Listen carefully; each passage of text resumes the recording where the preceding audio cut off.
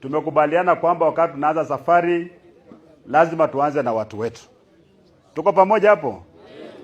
Tumepanga kwamba tarehe 25 Jumamosi tutakuwa na mikutano hapa Trans Nzoia.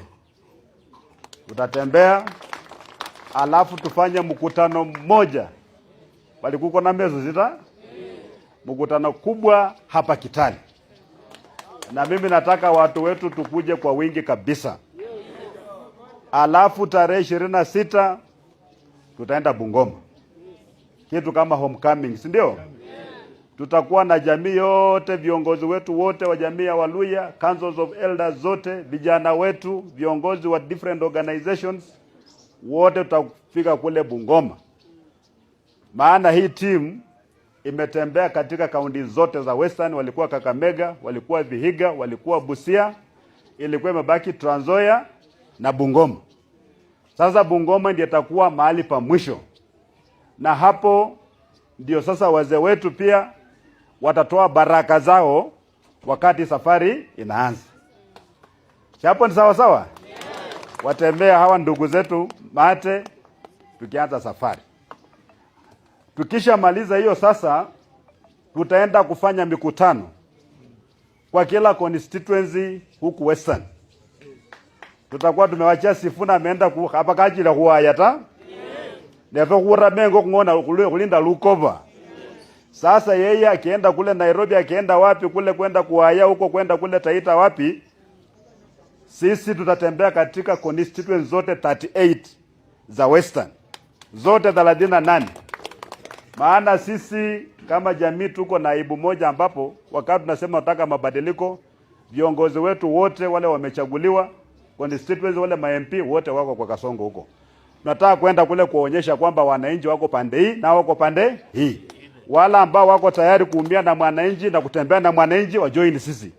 Na yule ambaye hata kuja abaki kule kwa Kasongo tukutane kwa debe. Ama namna gani?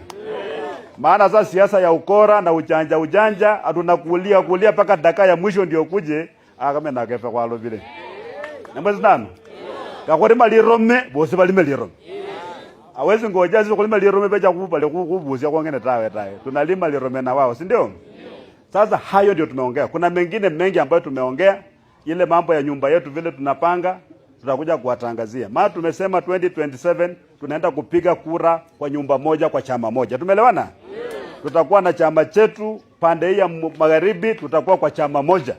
Hatutaki watu walete vitina. Maana hii Western kumekuwa na viongozi ambao hawataki mwananchi wa kawaida inuke. Hiyo siasa ya kitambo ya kuangalia kiongozi na mwananchi anaumia, hiyo siasa inakwisha 2027. Kuna watu wanaamini lazima wao wakuwe viongozi, ati wasipokuwa viongozi ati mtu mwingine hawezi kuwa kiongozi. Hiyo siasa hiyo ya uchapulizi hiyo, tunafanya nini? Tunaikataa. Tunasema nini? Tunasema nini? Na nyinyi mshike kura. Kuanzia kesho tunafanya mobile registration. Tumeelewana? Mwenye ana kitambulisho utauliza, tunaleta watu kutoa vitambulisho mahali unaishi hapo. Na kama kutakuwa na challenge, una document fulani, sema mara moja gavana, sina birth certificate, sina hii, tukupatia hata kama ni affidavit ya lawyer uende nayo. Kila mtu apate kitambulisho, kila mtu achukue kura. Ama namna gani?